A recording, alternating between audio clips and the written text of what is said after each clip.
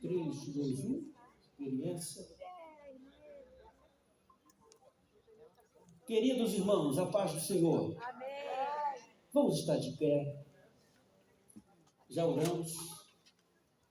Mas orar nunca é demais, não é verdade? Vamos agradecer a Deus mais uma vez pela nossa chegada.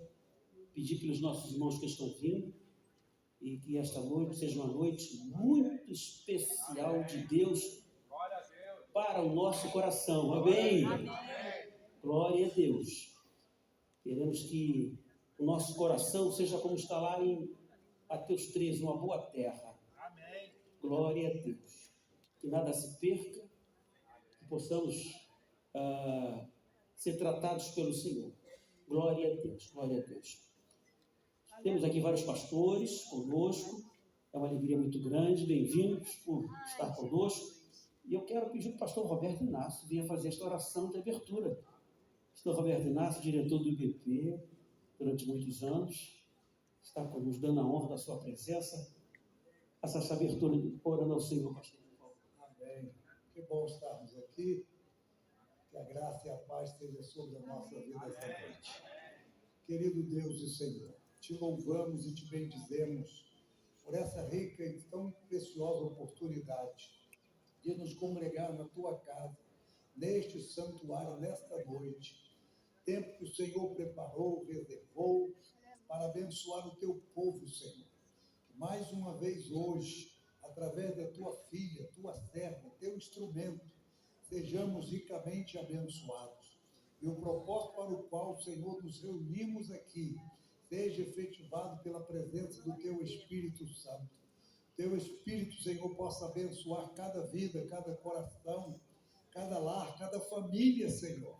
E que a tua serva seja mais uma vez usada por ti e que teu nome seja glorificado. Recebe, Senhor, a nossa oração com gratidão, em o nome de Jesus. Amém. Obrigado, queridos. Podem sentar. Missionário de Meia. O Senhor te abençoe grandemente.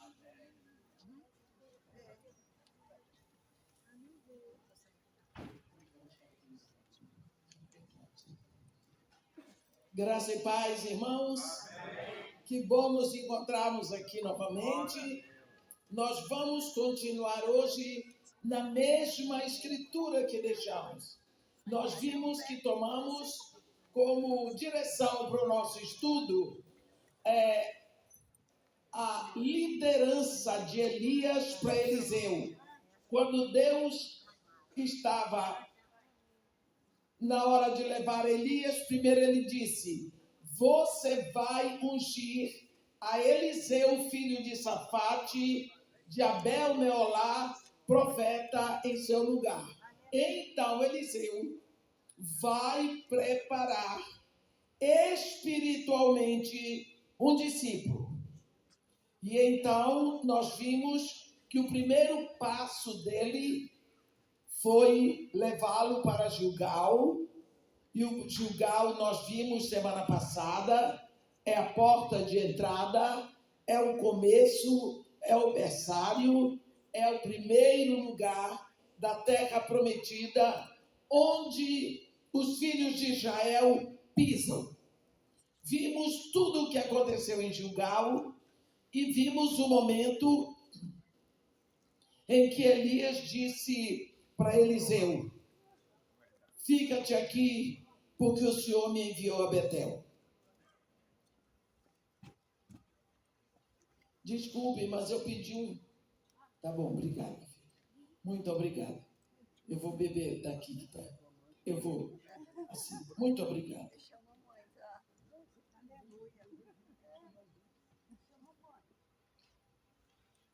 Então, eles foram para Betel. Vimos que Betel, entre tantas coisas que aconteceram em Betel, chamamos a atenção do encontro de do encontro de Jacó com Deus. É o lugar onde Jacó vai e ele vai conhecer a Deus como Deus dele. Porque até aquele momento, Deus era o Deus de quem ele ouviu falar. era o Deus de Abraão e o Deus de Isaac. Mas quando ele sai dali, Deus é o Deus de Abraão, de Isaac e de Jacó. Então Betel passa a ser o lugar em que nós levamos os nossos discípulos a conhecer Deus como seu Deus e criar neles a consciência de que Deus não tem netos, mas tem filhos.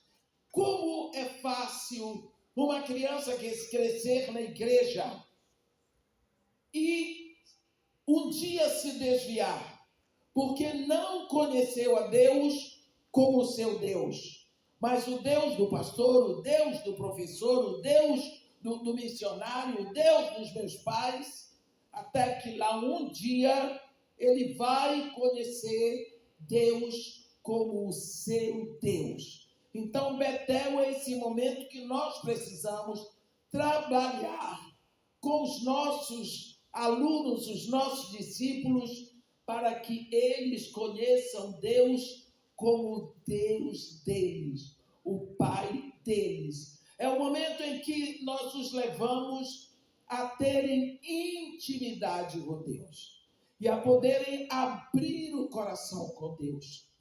É o momento em que nós incentivamos a oração. Uma das áreas mais difíceis da oração é ensinar para os nossos alunos, para os nossos discípulos, que nós pedimos, mas Deus trabalha com plenitude de tempo. Isso é muito difícil até para nós, adultos, entendermos, quanto mais para eles. Então, nós precisamos incentivá-los a saber a diferença entre o nosso Pai da terra e o nosso Pai do céu. Tem sido muito comum essa liberdade que nós temos e que foi muito desenvolvida na igreja, de chamarmos a Deus de Pai, como Jesus nos ensinou, e tratar a Deus como se fosse um pecador igual a nós. Mas nós nunca podemos esquecer que Jesus Cristo nos ensinou, quando orar, de dizer Pai. Isso é intimidade. Nosso que está no céu, santificado seja o teu nome. Junto com a intimidade, nós precisamos ensinar as crianças a reverência, que está tão difícil hoje. As pessoas se dirigem a Deus de qualquer forma. E isso daí nós precisamos prestar bem atenção. Nós não sabemos quanto tempo Elias ficou com Eliseu em Betel, mas um dia, então, versículo 4 do capítulo 2 de 2 de Reis. 2 de Reis, capítulo 2, versículo 4. Disse Elias a Eliseu: fica-te aqui, porque o Senhor me enviou a Jericó. Porém ele disse: tão certo como vive o Senhor e vive tua alma, não te deixarei. E assim foram para Jericó. Vamos então ver Jericó como terceiro ponto de crescimento na ministração. Jericó é uma palavra hebraica que significa lugares altos apodrecidos, lugares altos que cheiram mal. Nós sabemos que quando o povo entrou na terra prometida, lá estava Jericó. Jericó pertencia à terra prometida por Deus aos filhos de Israel. Quando nós pensamos que eram lugares altos, apodrecidos, mas estavam dentro da terra da promessa, tinha que ser saqueada, tinha que ser possuída. Para a tomada de Jericó, Deus disse para Josué: Josué, eu entreguei nas tuas mãos a Jericó, ao seu rei e aos seus valentes. Então, Deus já tinha entregue. Deus já havia entregue. E agora, Josué precisava de uma estratégia. E quando nós vamos ver no livro de Josué, ele estava na campina de Jericó, querendo uma estratégia para a tomada de Jericó, porque Jericó estava fortemente murado. Ninguém entrava, ninguém saía da cidade por causa do povo de Israel. Então foi quando ele levantou os olhos. E a Bíblia diz que ele viu um homem com espada desembainhada na mão. E ele, como guerreiro, se levantou e disse: és tu dos nossos ou dos nossos adversários? E a resposta foi: não, eu sou príncipe do exército celestial e acabo de chegar. E então ele diz: que diz o Senhor a mim? Ele diz: tira a sandália dos pés, porque o lugar em que pisas é santo. E foi aí então que vem a estratégia para a tomada de Jericó.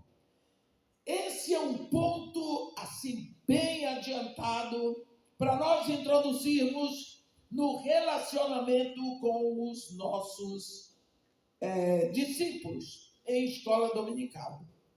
Porque é um assunto mais complexo, é um assunto mais profundo, mas nós precisamos ministrar. Nós não podemos ministrar a palavra de Deus por pedaços, faltando pedaços. Eu cresci numa igreja tradicional. Quando eu ouvi falar que se expulsava demônio, eu já estava muito acima dos 30 anos. Ninguém falava em expulsar demônio, ninguém falava nisso, é como se para nós não existisse.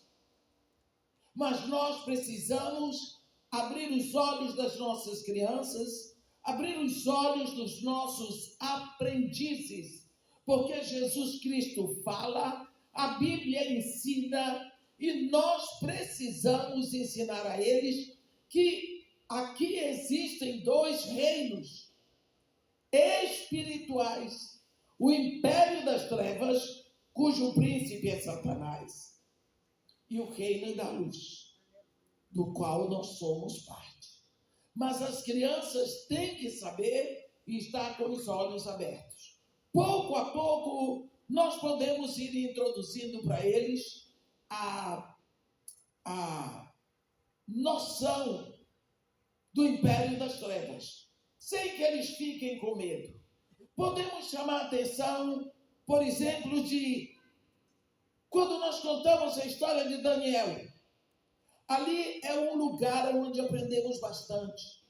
Quando Daniel está orando, e ele fica orando, e vem o anjo Gabriel para trazer a resposta, e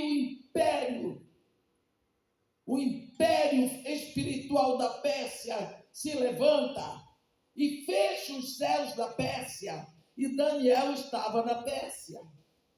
21 dias. Mas é bom, é interessante ensinar para as crianças que Daniel ficou orando 7 dias. Deus olhou. E Gabriel estava guerreando. E 14 dias. E Daniel estava orando. E o anjo Gabriel guerreando. 21 dias, 3 semanas. Daniel continuava orando. E Deus então mandou Miguel. Miguel chegou lá, acabou a briga. Quer dizer, o império das trevas não resiste a 2 anjos de Deus. As crianças precisam aprender que em Cristo nós somos muito mais que vencedores. Que o império das trevas que estava sobre a Pérsia não resistiu a 2 anjos do nosso Pai. Aí a gente se gaba. E as crianças aprendem que do lado de cá de Deus nosso Pai, nós somos vencedores. Precisamos permanecer em oração. Porque às vezes passa-se para as crianças a ideia de um Satanás tão poderoso. Tão poderoso. Um dia eu estava conversando com uma senhora que me disse, estava feliz que tinha ido ao Egito. Eu disse para ela, onde você foi no Egito?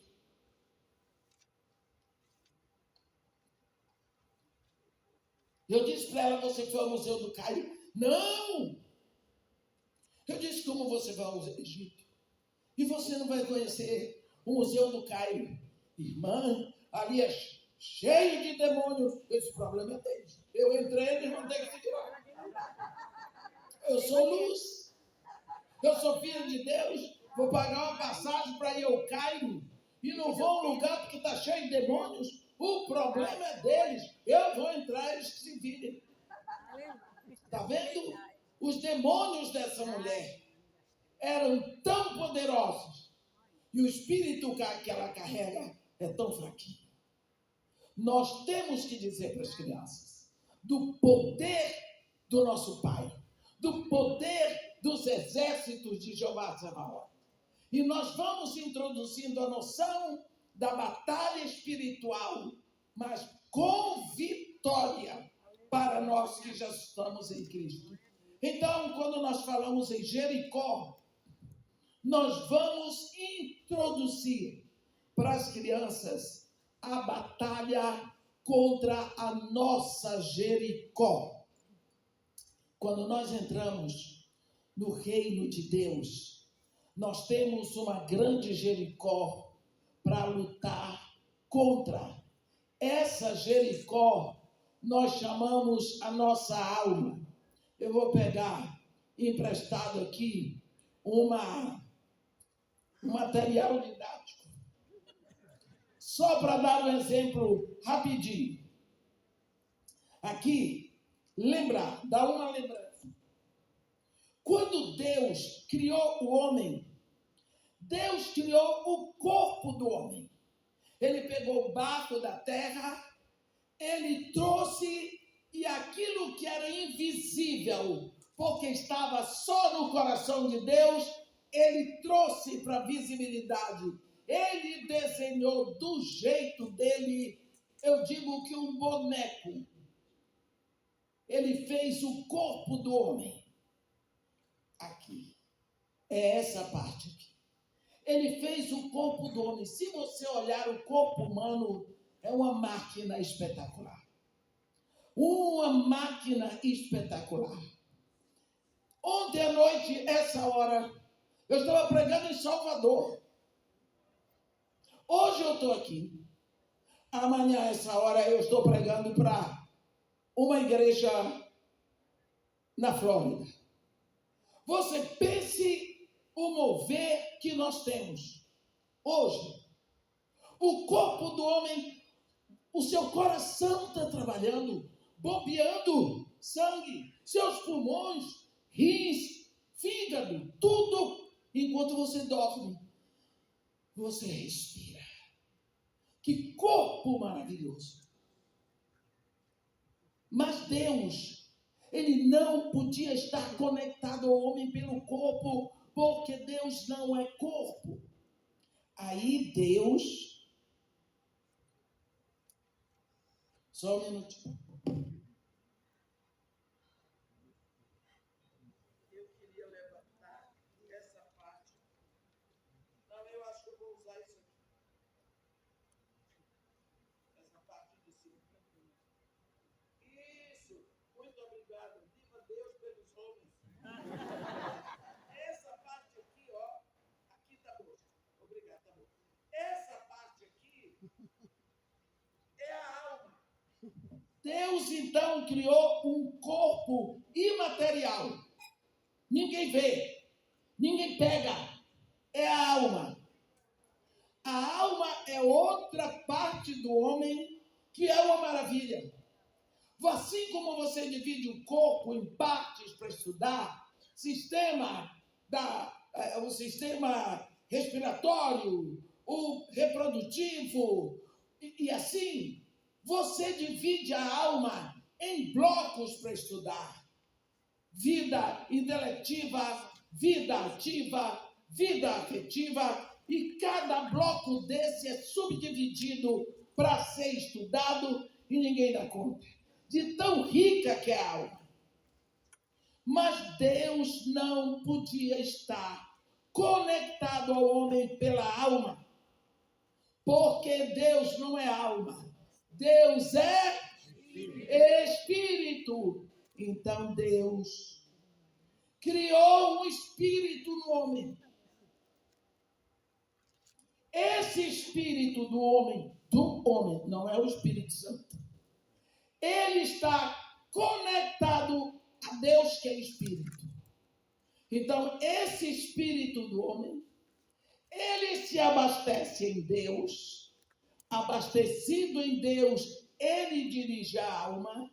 E a alma, dirigida por um espírito abastecido em Deus, ela dirige o corpo. Olha que perfeição. Não é? A Bíblia diz em 1 Tessalonicenses 5:23, o mesmo Deus da paz vos santifique em tudo, e seja o vosso espírito, alma e corpo mantidos íntegros e incorruptíveis para a vinda do Senhor Jesus. Eliú, lembra de Eliú lá de Jó? Ele diz, na verdade, há um espírito no homem, e o sopro do Todo-Poderoso o faz entendido. Provérbios 20:27 diz, o espírito do homem é lâmpada do Senhor. Assim, aqui estava o homem, espírito conectado a Deus, abastecido em Deus, dirigindo a alma, e a alma dirigindo o corpo. Mas Deus disse, de toda a árvore do jardim comerás livremente, menos de uma, da árvore do conhecimento do bem e do mal, porque no dia em que dela comeres, certamente morrerás. O homem morreu, o homem comeu, o homem morreu.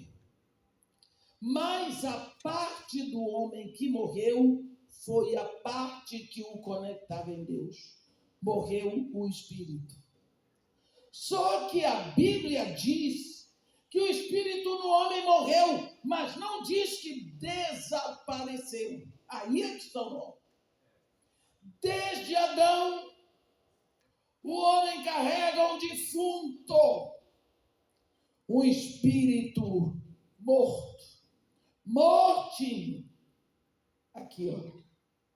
Lembra de Paulo?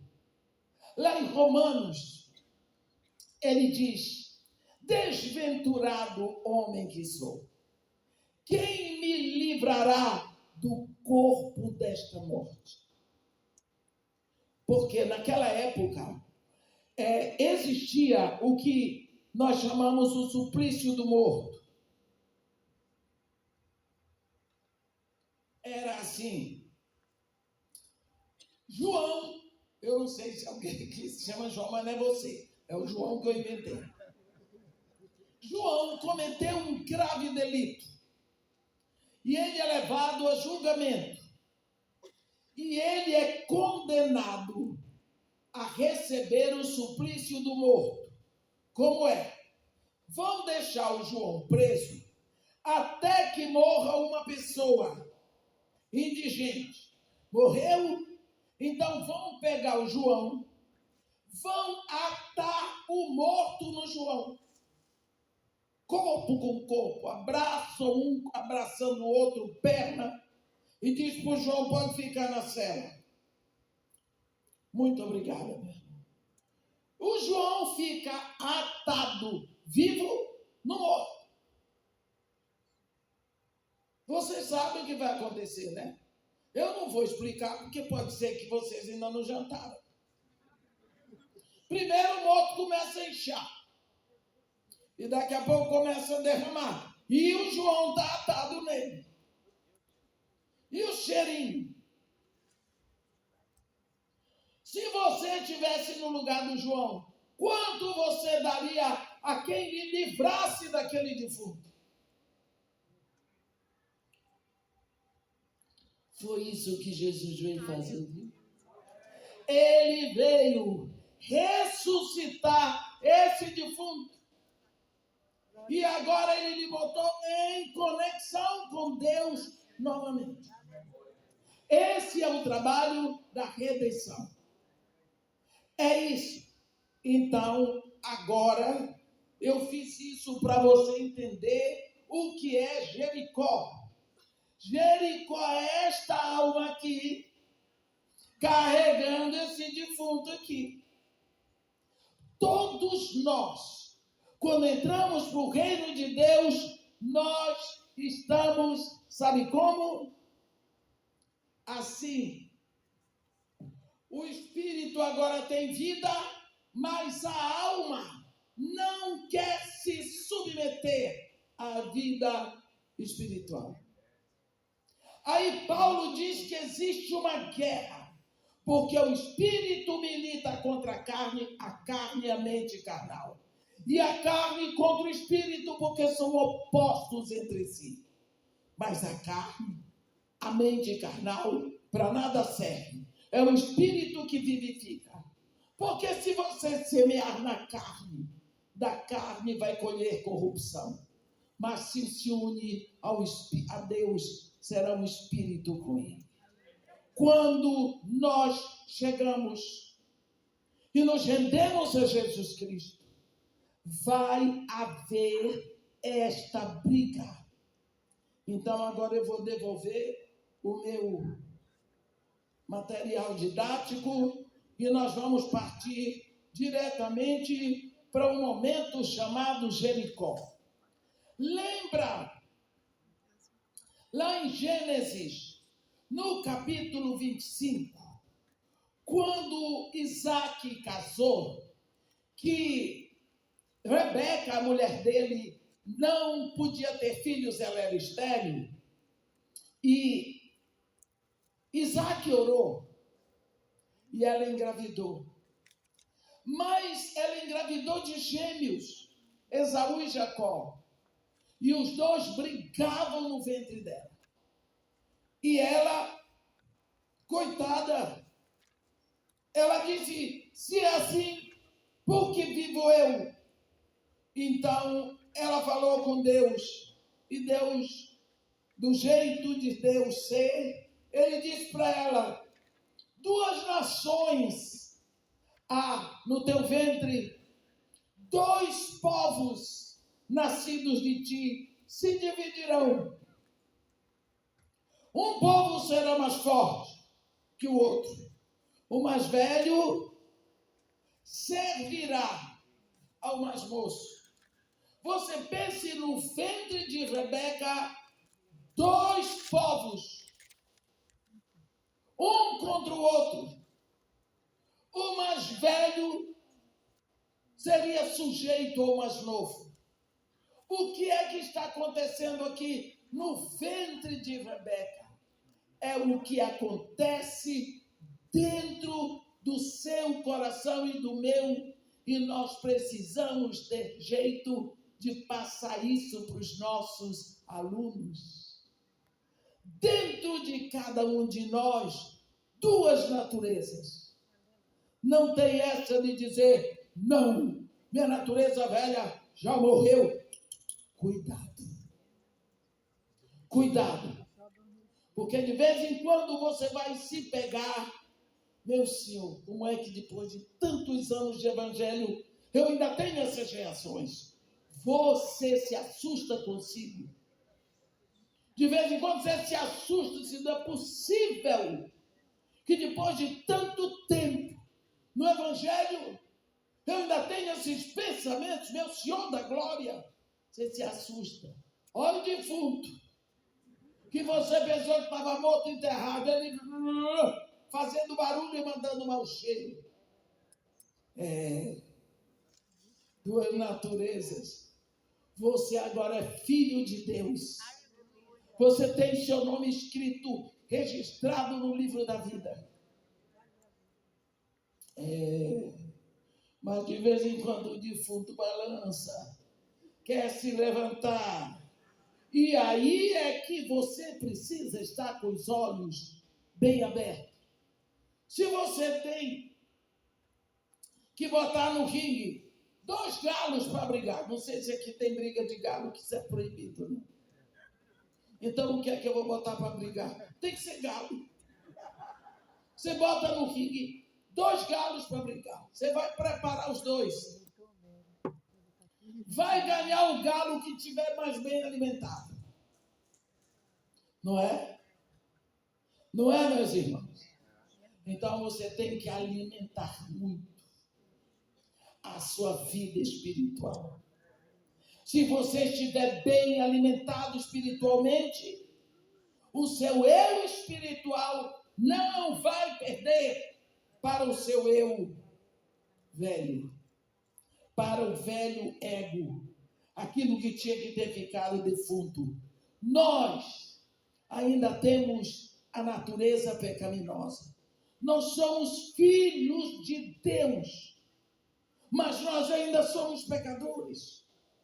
Nossos desejos, nossas tendências, e nós precisamos ter todo um traquejo para passar essa realidade para as nossas crianças. Eu me lembro que eu estava com as minhas crianças, já tem uns anos, dando aula para eles, e no final eu disse, olha, agora nós vamos orar pelo Estevão, porque esta madrugada ele estava com muita febre e teve que ser levado para o Miguel Couto, porque está com um problema sério de apendicite. Então agora de manhã nós vamos orar por ele. Aí eu pedi a menina de 6 anos, Milena, você ora pelo Estevão? Eu não, eu odeio Estevão. Não ia orar porque odiava. A diferença é que ela disse, eu não ia dizer, porque sou mais falsa do que ela. Então, você vê, aquela criança tem Jesus no coração? Tem. Ela queria que o Estevão morresse? Não. Só não queria pedir a Deus para ele viver. O que você vê é que nós temos que ensinar as crianças a lidar com essas tendências e essas inclinações que ele tem desde cedo. E isso é saber dirigi-los na Jericó. A Jericó é a nossa mente carnal. Todos nós entramos, assim como o povo de Israel entrou na terra da promessa e tinha uma Jericó para cercar, no silêncio, e depois dar um grito de fé para que ela fosse saqueada. Assim nós somos filhos de Deus, mas agora nós entramos no reino com uma Jericó para ser saqueado. E nós sabemos, podemos até não falar, mas conhecemos a nossa dificuldade de lidar com aquele ego enfermo que de vez em quando se levanta. Jericó é o momento das nossas vidas em que nós vamos enfrentar essa batalha, como Paulo diz, o bem que eu quero fazer, eu não faço, e o mal que eu não quero fazer, esse eu faço. Quem me livrará do corpo desta morte? Isso é uma batalha que nós temos enquanto vivemos. Uma das maiores dificuldades que nós temos para lidar na igreja é com a alma. Porque a alma, a mente carnal, não quer ceder lugar ao eu espiritual. E Jesus é muito claro. Ele diz, você quer ser meu discípulo? Então negue-se a si mesmo. Saia do trono. Deponha o seu ego. Tome sua cruz. Siga-me. Nós temos uma dificuldade. Lá em João 8, Jesus estava pregando. E ele estava pregando para fariseus, para judeus, todos legalistas. Porque no início do cristianismo, todos eram judeus. O evangelho nasceu ali. Depois de algumas discussões, você pode ver aí em João 8, a Bíblia diz que alguns judeus creram nele. Eu vou abrir a Bíblia aqui em João 8 para vocês seguirem comigo.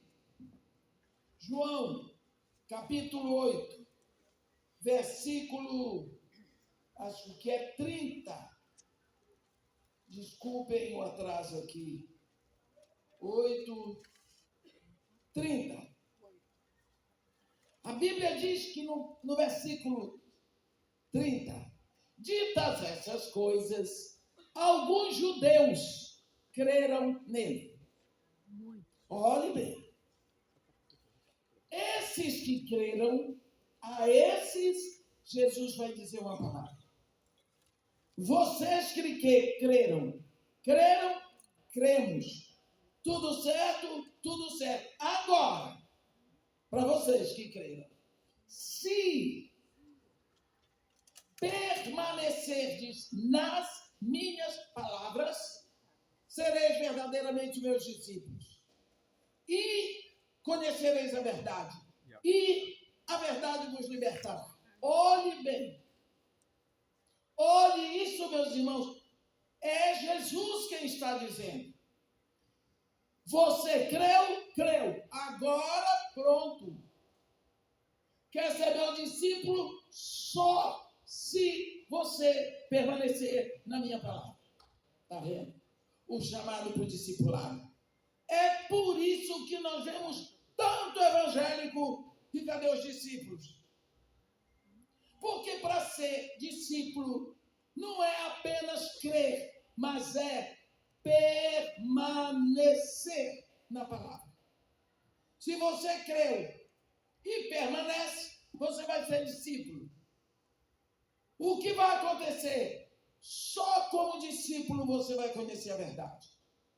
E é a verdade que vai libertar você. Hoje em dia, as pessoas veem, eu quero ser liberto. Então tá bom, vou fazer uma oração. Abracadabra, não sei o que, TTT. Tudo bem, nós precisamos orar uns pelos outros. Mas conhecer a verdade, duvido. Quem vive aqui na Assembleia de Deus, do Bom Sucesso, conhece o pastor Jair? Se alguém disser para você que o pastor Jair bebe 3 garrafas de cerveja todos os dias, o que é que você vai dizer? Negativo. Você vai brincar, vai dizer que não, por quê? Porque você conhece o pastor Jair, não é? Então, por quê? Porque você vive com o pastor Jair. Pelo menos 2 vezes na semana você vê esse homem. Você entende o que Jesus está dizendo? Se você permanecer me conhecendo, então você vai saber o que é de verdade. Então, como nós vamos conhecer a verdade se nós não permanecemos na palavra de Cristo? Quando nós falamos de Jericó, nós falamos que nós entramos no reino, mas nós trazemos uma Jericó que cheira mal. Nós trazemos lugares altos apodrecidos, trazemos tanta tralha, ressentimento, amargura, desejo de vingança, muita dor, muita má notícia. Porque nós ouvimos má notícia desde que somos pequenos. Desde quando você ouve informações. Vou dizer para vocês uma história. Em 1935, a psicologia científica experimental deu um grito de vitória. Quem é psicólogo aqui sabe. Eles descobriram que a criança dentro do ventre da mãe responde a estímulos externos de emoções.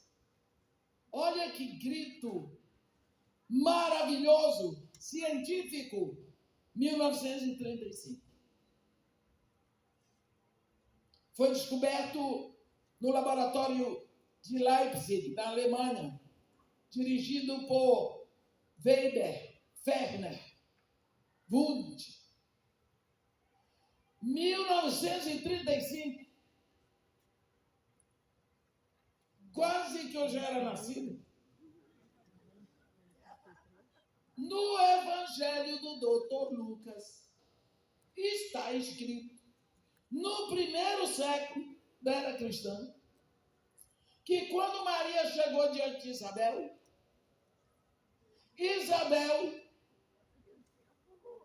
gritou para Maria: logo que chegou aos meus ouvidos a voz da tua saudação, a criança dentro de mim saltou de alegria. Ó João Batista, reagindo à presença de Jesus, precisava experimento científico para provar. Então, se João Batista saltou de alegria, ele podia ter se contorcido de tristeza. O que significa que você vem carregando informações desde o tempo que você não era nascido. Tudo que afetou sua mãe, afetou a você. Por isso que às vezes você tem 5 filhos e um é tão diferente do outro. Porque as situações pelas quais a sua mãe passou foram diferentes de um para o outro. Por que eu estou dizendo isso?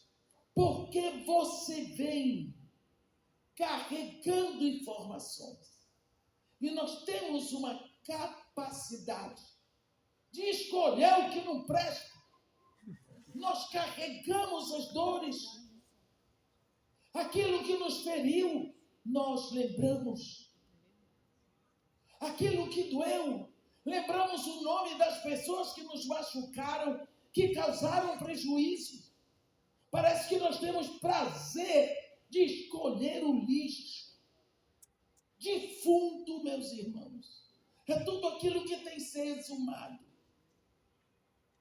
Você pensa que na sua sala de aula de escola dominical tem crianças que ouviram coisas horríveis quando estavam no ventre da mãe. Elas pensam que esqueceram, mas a reação delas mostra que aquilo afetou as suas reações hoje.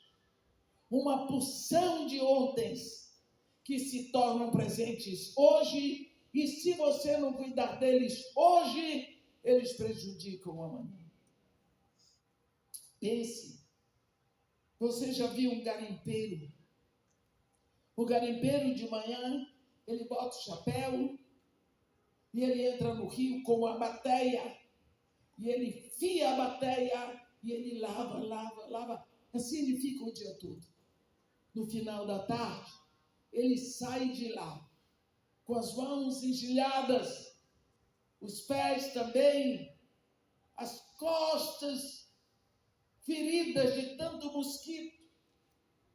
Ele bota a bateia aqui, bota a mão no bolso e sorri. 3 pepitas de ouro.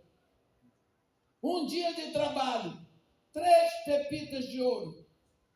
Olha para trás, tem uma montanha de cascalho. Que tal se ele joga fora a pepita e carregar o cascalho? Pois nós carregamos o cascalho. Em vez de nós catarmos o ouro que conseguimos no meio das dores, nós temos a capacidade de carregar o lixo que não serve para nada. E nós falamos com o lixo. E nós juramos, eu vou acabar com você. Fazemos isso.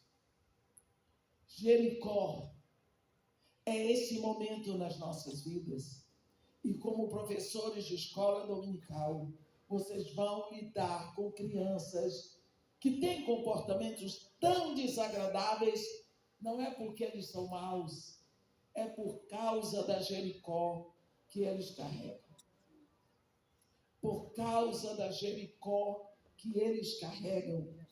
E quando Elias leva Eliseu para Jericó, é porque ele quer ensinar ao discípulo dele a lidar com as suas dores, com as suas mágoas, com seus ressentimentos, com a sua dificuldade de perdoar, com as suas lembranças.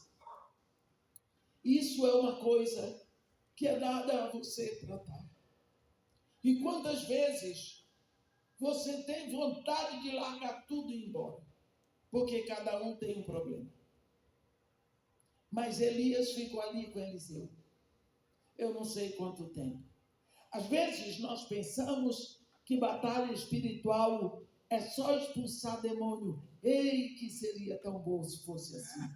Porque você expulsa em nome de Jesus.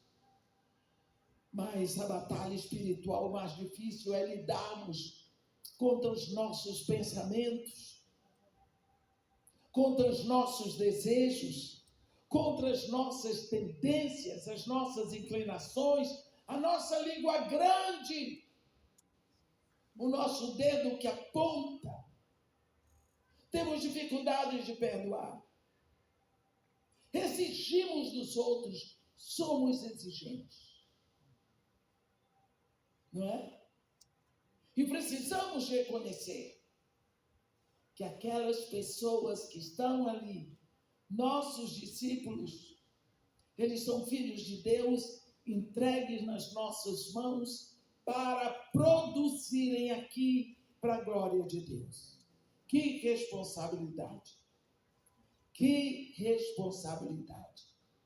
Não sei quanto tempo Elias ficou ali em Jericó com Eliseu, mas chegou a hora em que ele diz: fica-te aqui, versículo 6, que o Senhor me enviou ao Jordão.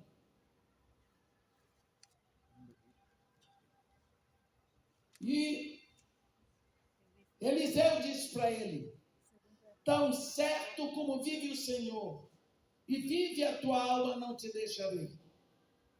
E desceram juntos para o Jordão. Eu vou aproveitar esses 12 minutos para falar de uns versículos que estão aqui. Quando Elias disse para Eliseu, lá no versículo 2, fica-te aqui porque o Senhor me enviou a Betel. Eliseu disse para ele: tão certo como vive o Senhor e vive a tua alma, não te deixarei. Os dois foram. Aí entra um grupo chamado os discípulos de profetas. No versículo 3, são os versículos ímpares de 2 Reis 2. Vieram para Eliseu e disseram para Eliseu: sabes que o Senhor hoje tomará o teu senhor elevando sobre a tua cabeça? Ele diz também: eu sei, calai-vos. Quando Elias diz para ele: fica-te aqui porque o Senhor me enviou a Jericó, lá vem os discípulos dos profetas que estavam em Jericó. Versículo 5. Sabes por quê? que hoje o Senhor tomará o teu Senhor, elevando sobre a sua cabeça, ele está bem, eu sei, calai-vos. Só faltou dizer fofoqueiros. Agora, no versículo 7, quando Elias diz para ele, fica-te aqui em Jericó, porque o Senhor me enviou ao Jordão, a Bíblia diz que foram 50 alunos dos discípulos dos profetas e pararam a certa distância deles. Eles ambos pararam junto ao Jordão. Eu queria falar para vocês o que acontece no seu ministério e no meu, quando tudo está indo bem. Se tiver ruim, ninguém vem se meter. Mas se tiver produzindo fruto, você está no foco. Aqui, ó. Naquela época, existiam as escolas de profetas. O profeta que estava dando ibope na época era Elias. Então, todos queriam ser discípulos de Elias. Mas Deus diz para Elias, vai ungir Eliseu, filho de Safate, de Abel, Meolá, profeta em teu lugar. Deus mandou ungir um camponês. Deus não mandou ungir nenhum seminarista, nenhum discípulo de profeta, nenhum teólogo. E todo mundo ficou por quê? Por quê?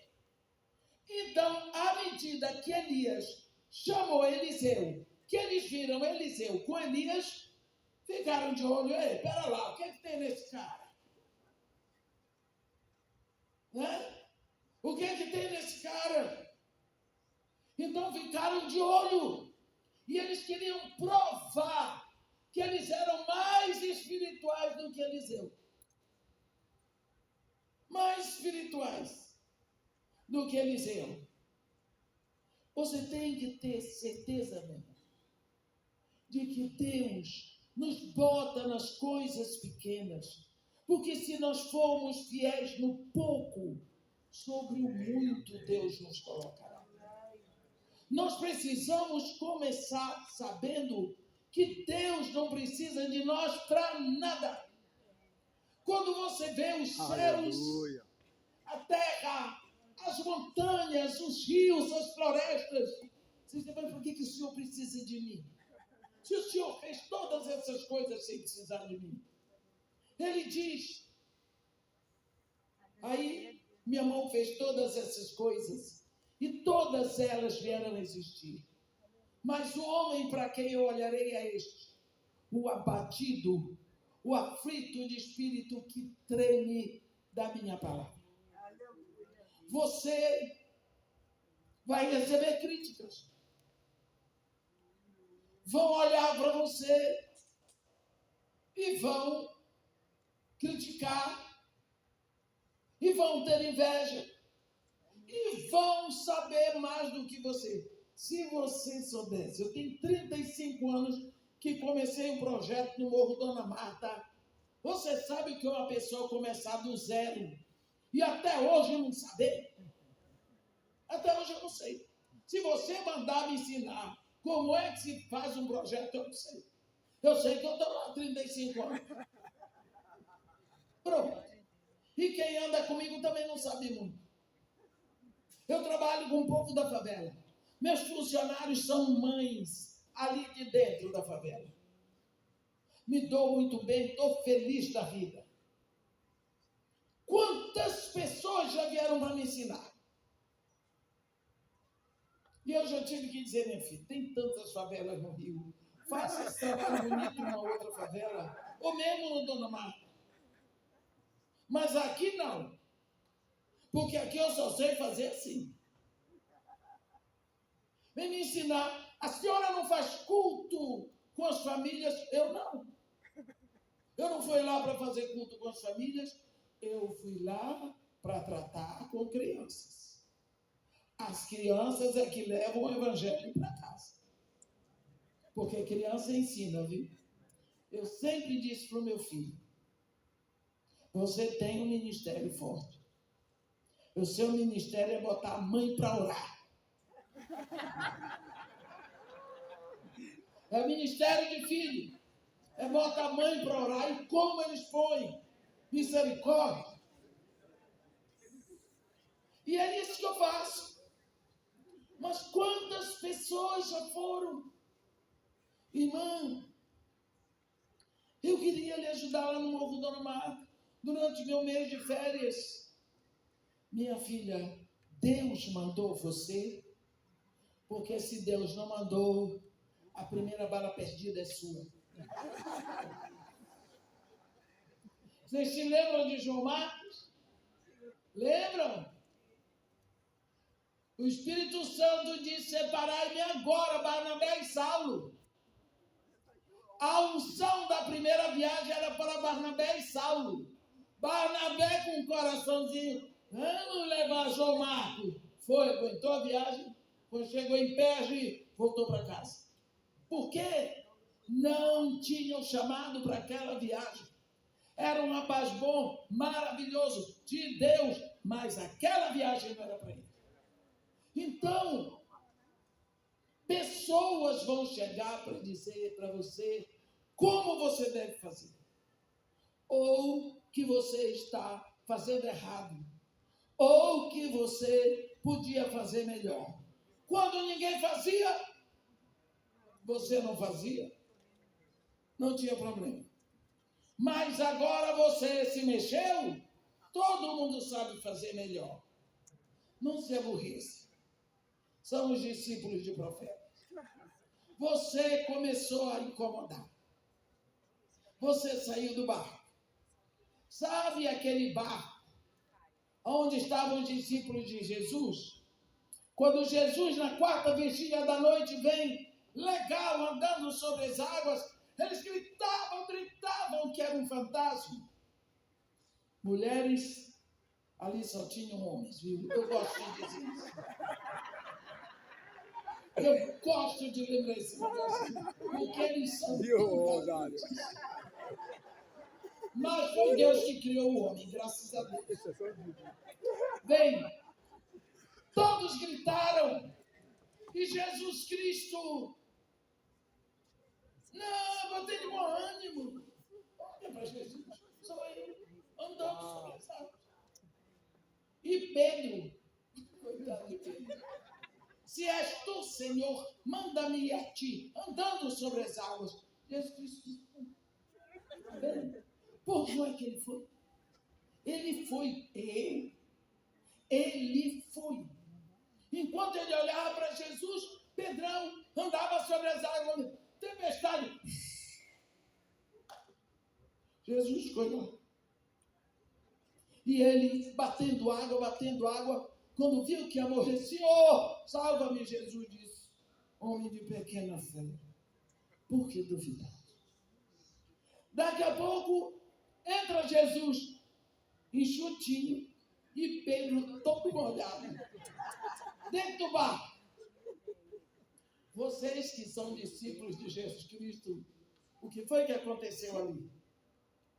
Aqueles discípulos, aí, hein, Pedro, já queria andar sobre as águas, hein, Pedro? Aí, todo molhado. Qual foi a resposta de Pedro? Eu andei, e vocês? Tá vendo? Tá vendo? É muito fácil criticar quem sai do barco. É muito fácil criticar quem se expõe. E fica dentro do barco porque não tem coragem de se expor. Deus não busca pessoas que se escondem porque tem medo de errar. Ele busca pessoas que creem, que têm confiança nele, que têm segurança no chamado. Eu vou fazer a vontade do meu Pai que me enviou. É isso que nós precisamos ter certeza. Até hoje, O único homem que andou sobre as águas, depois de Jesus, é Pedro, porque teve coragem de se expor, de pagar o mico. Para você cercar Jericó, você precisa confiar. Estratégia para tomar Jericó. 7 dias, cerca em silêncio. Volta para Arraial, vai dormir. Na 7ª noite, roda 7 vezes.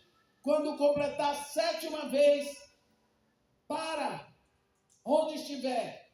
Quando vir o toque do chifre de carneiro, todo mundo grita, a muralha cai, entra e saqueia. Tudo bem. O povo fez as 7 noites. Na 7ª noite, rodaram 7 vezes. Oh, meu Deus. Quando chega na 7ª vez, para. Ouviu o toque? Vocês acham mesmo que o grito derrubou a muralha? Lógico que grito não derruba a muralha, mas a fé sim. Quando eles gritaram, Deus derrubou a muralha. Foi Deus que derrubou a muralha, porque eles obedeceram. Eles pagaram o mico. Eles fizeram o que Deus disse para fazer. Isso nós precisamos ensinar para os nossos discípulos no momento de Jericó, em que o que derruba muralhas, o que joga montanhas no mar, é a fé e a obediência, obedecendo e fazendo o que Deus mandou, na certeza que Deus tem todas as suas promessas, o sim e o amém. No segundo tempo, daqui a pouco, partiremos para o Jordão. Não sei, tem alguns minutos, o pastor está vindo aí. Podemos dizer amém, irmãos? Amém. Teremos um intervalo de 10 minutos, irmãos. Dá um cafezinho ali para os irmãos, um biscoitinho, né? Uma água. E daqui a 10 minutos voltamos novamente. Deus abençoe os irmãos. Amém.